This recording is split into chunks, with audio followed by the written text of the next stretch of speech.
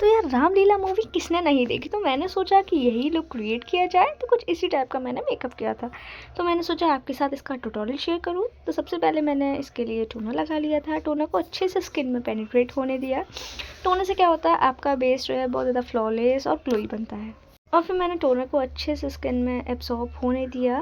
फिर उसके बाद नेक्स्ट स्टेप जो हमारा रहता है वो होता है मॉइस्चराइज़र। तो मॉइस्चराइज़र को मैंने अपने पाम ऑफ द हैंड पे निकाल लिया था और उसे फिंगर की हेल्प से अच्छे से एक्टिवेट कर लिया था। एक्टिवेट करने से क्या होता है, मॉइस्चराइज़र की एप्लीकेशन और भी ज़्यादा स्मूथ हो जाती है। फिर मैंने उसे अपने फिंगर की हेल्प से पूरे फेस पे अप्लाई किया, अच्छे से स्प्रेड किया। ध्यान रहे कोई भी जगह छूट ना जाए, वरना वो जगह बहुत ज़्यादा ड्राई ड्राई और केकी केकी लगती है। और फिर हमारा मॉइस्चराइज़र लगाने के बाद स्किन बहुत ज़्यादा सॉफ्ट और ग्लोई भी दिखती है। तो मॉइस्चराइज़र को स्किप तो बिल्कुल भी ना करें। हाँ, अगर आपको मेकअप के स्टेप्स जानने में थोड़ी सी प्रॉब्लम आती है या फिर आपको नहीं पता कि मेकअप के क्या स्टेप्स होते हैं, कौन सा स्टेप कब आता है, कौन सा स्टेप पहले या कौन सा स्टेप सबसे लास्ट में आता है, तो आप मेरे यूट्यूब चैनल पर जाके मेरी वीडियो ज़रूर देख लेगा। उसमें मेकअप के सारे स्टेप्स क्लियरली डिफाइंड है। फिर उसके बाद हमने अप्लाई किया था कंसीलर आई बेस के लिए। आई मेकअप मैंने बहुत ज़्यादा सिंपल ही रखा था, मुझे ऐसा ज़्यादा कुछ शाइनी या फिर ऐसा कुछ चाहिए नहीं था, तो मैंने बहुत सिंपल आई मेकअप रखा था। उसके लिए मैंने अप्लाई किया था कंसीलर। कंसीलर को अच्छे से एक फ्लफ़ी ब्रश की हेल्प से मैंने ब्लेंड कर लिया था दोनों आइज़ पे। अब कंसीलर ब्लेंड जब आप कर रहे हो तो आँखें हमें हमेशा थोड़ी सी झुकी हुई रखनी है। अगर आप बार बार खोलोगे तो क्रीज पड़ने के चांसेस बहुत ज़्यादा है। फिर कंसीलर लगाने के बाद उसको सेट करना तो बनता ही है यार। कंसीलर लगाने के बाद मैंने उस पर लगाया था थोड़ा सा सेटिंग पाउडर उसी ब्रश की हेल्प से। उसके बाद मैंने एक छोटा वाला फ्लफ़ी ब्रश की हेल्प से ब्राउन कलर का आई शेडो आईलिड पर अप्लाई किया। मैं पूरी आईलिड पर ब्राउन कलर का आई शेडो अप्लाई कर रही हूँ, मुझे कोई भी दूसरा कलर नहीं चाहिए। तो मैंने पूरा 1 या 2 कलर से ही पूरा मेकअप अपना कंप्लीट कर लिया था। सेकंड वाली आई पे भी मैंने इसी तरीके से ब्राउन कलर को पूरी आईलिड पर अप्लाई कर दिया था। तो यार ये वाला जो आई मेकअप है जो मैं आपको बता रही हूँ बहुत ही ज़्यादा इंस्टेंट है, बहुत जल्दी हो जाता है और टाइम भी हमारा सेव करता है। तो ये वाला आई मेकअप अगर आप करना चाहो तो आप ज़रूर कर सकते हो। उसके बाद अप्लाई करना था लाइनर, क्योंकि लाइनर के बिना तो मेकअप अधूरा ही है। मैंने लाइनर लगाना स्टार्ट किया था बीच में से। हमेशा लाइनर को बीच में से लगाना स्टार्ट करो, उससे क्या होता है हमें एक गाइडलाइन मिल जाती है और लाइनर लगाना और भी ज़्यादा ईजी हो जाता है। तो सबसे पहले मैंने जो बीच में से लाइनर स्टार्ट किया था उसी को एक लाइन ड्रॉ करी आउटर कॉर्नर की तरफ, देन इनर कॉर्नर से लेकर बीच तक वापस से ले आई, तो पूरा लाइनर अच्छे से पूरी आई पे लग गया। सेम स्टेप मैंने सेकंड वाली आई पे फॉलो किया, तो इससे लाइनर हमारा मोटा पतला बिल्कुल भी नहीं होता है, इक्वली दोनों आइज़ पर लग जाता है। उसके बाद आपको जैसी विंग चाहिए आप विंग ड्रॉ कर लो। जैसे कि मैंने ज़्यादा बड़ी विंग ड्रॉ नहीं करी थी, मैंने छोटी सी विंग रहने दी थी। आप चाहो तो आपको थोड़ी सी शार्प और थोड़ी सी लंबी विंग चाहिए तो आप वो भी क्रिएट कर सकते हो। और बस लाइनर लगकर हमारा रेडी हो गया था। उसके बाद लगानी थी लैशेस, तो मैंने छोटी वाली कोरियन लैशेस यूज़ की हैं। आप चाहो तो अपने अकॉर्डिंग बड़ी या छोटी लैशेस ले सकते हो। मैंने उस पर ग्लू लगाया और हल्का सा सेमी ड्राई कर लिया। देन अपनी आई के बिल्कुल बीच में लैश को रखा और फिर आउटर और इनर कॉर्नर से झुका कर उसको अच्छे से स्टिक कर दिया। यही तरीका होता है लैश लगाने का। आप चाहो तो अपने किसी भी तरीके से लैश को अप्लाई कर सकते हो। मैंने दूसरी वाली लैश भी निकाली, उस पर भी अच्छे से ग्लू अप्लाई किया। लैश के इनर और आउटर कॉर्नर पे हमें अच्छे से ग्लू अप्लाई करना होता है, क्योंकि आपने मोस्टली नोटिस किया होगा कि लैश जो है वो इनर कॉर्नर से बहुत जल्दी निकल जाती है, तो वहाँ पे ग्लू आपको अच्छे से लगाना है। देन वही प्रोसेस आपको फॉलो करना है। सेंटर पे रखो लैश को, इनर और आउटर कॉर्नर से हल्का सा उसे झुकाकर स्टिक कर दो और बस आई मेकअप तो हमारा पूरा कंप्लीट हो गया था। उसके बाद मैंने लिया था 2 शेड डार्कर कंसीलर।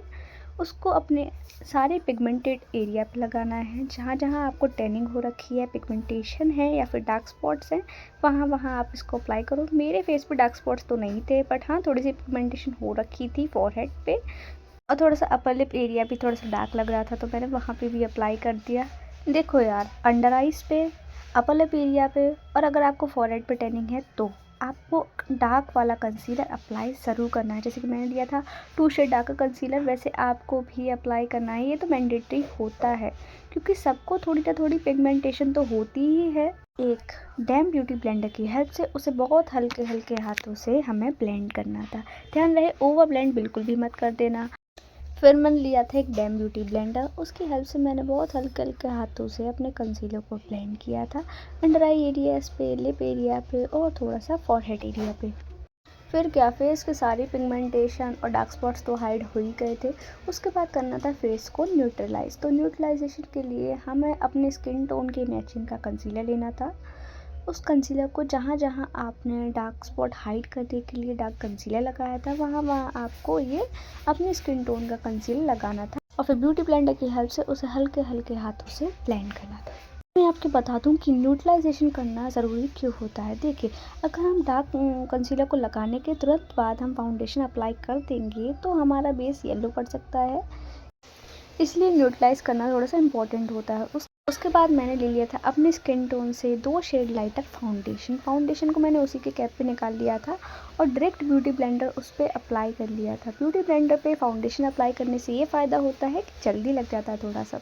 अगर आप पूरे स्किन पे लगाओगे फिर उसे ब्लेंड करोगे तो उसमें ना थोड़ा सा टाइम कंज्यूमिंग प्रोसेस है, इसलिए मैंने डायरेक्ट ब्यूटी ब्लेंडर पे फाउंडेशन अप्लाई किया और धीरे धीरे करके अपने पूरे फेस पे उसे स्प्रेड कर दिया मैंने।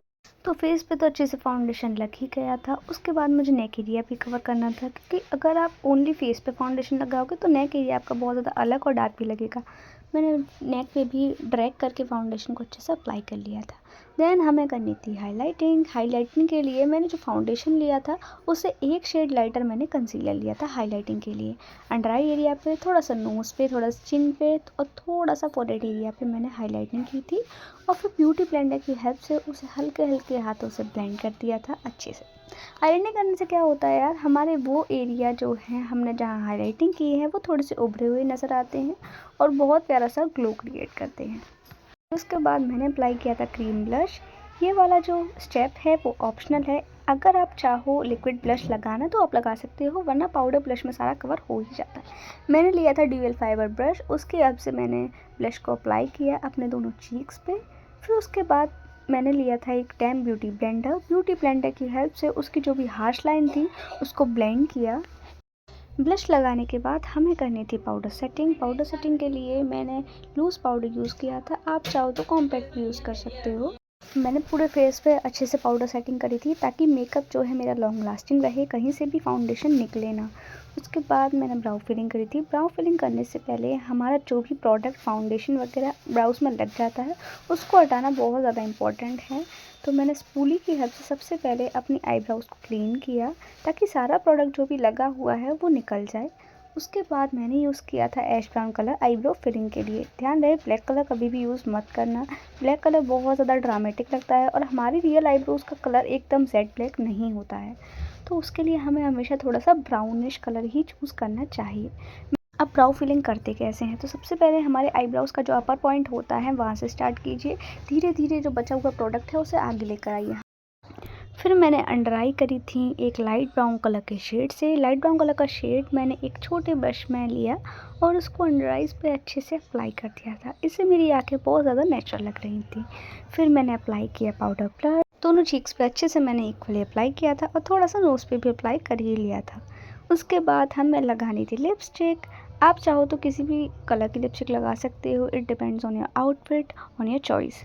मैंने लगाई थी ब्राउन कलर की लिपस्टिक। उसके लिए मैंने एक लिपस्टिक ब्रश की हेल्प से आउटलाइन ड्रॉ कर ली थी एक ब्राउन कलर के शेड से, उसको अच्छे से ड्रॉ करना था। मुझे लिप्स थोड़े से पाउडरी चाहिए थे तो मैंने थोड़ा सा लिप लाइन के बाहर की तरफ ही ड्रॉ किया था, इतना भी बाहर ड्रॉ मत कर देना कि बहुत ज़्यादा ड्रामेटिक लुक थे।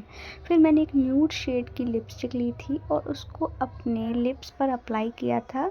और हाँ, लिप लाइन को और लिपस्टिक को अच्छे से आपको मर्ज करना है, ये बिल्कुल भी अलग अलग नहीं दिखनी चाहिए। फिर मैंने उसी ब्रश की हेल्प से दोनों लिप लाइन और लिपस्टिक को अच्छे से मर्ज कर दिया था। उसके बाद अप्लाई करना था हाइलाइटर तो आपके मेकअप में जान डाल ही देता है, तो इसको तो स्किप बिल्कुल भी मत करना। मैंने हाइलाइटर अप्लाई किया था अपने चीक बोन पे, नोज़ एरिया पे, चिन एरिया पे। अगर आपको थोड़ा सा फॉरहेड भी शाइनी चाहिए तो आप वहाँ पे भी हाइलाइटर अप्लाई कर सकते हो, इट्स टोटली योर चॉइस। फिर मैंने अपने हेयर ओपन ही रखे थे, मैंने उसमें ज़्यादा कुछ किया नहीं था। मेरे हेयर में पहले से वॉल्यूम था तो मुझे कुछ करने की ज़रूरत दिखी नहीं। उसके बाद मैंने छोटे छोटे डॉट्स बना ली लाइनर की हेल्प से, जो बिंदी होती है वो भी क्रिएट कर ली।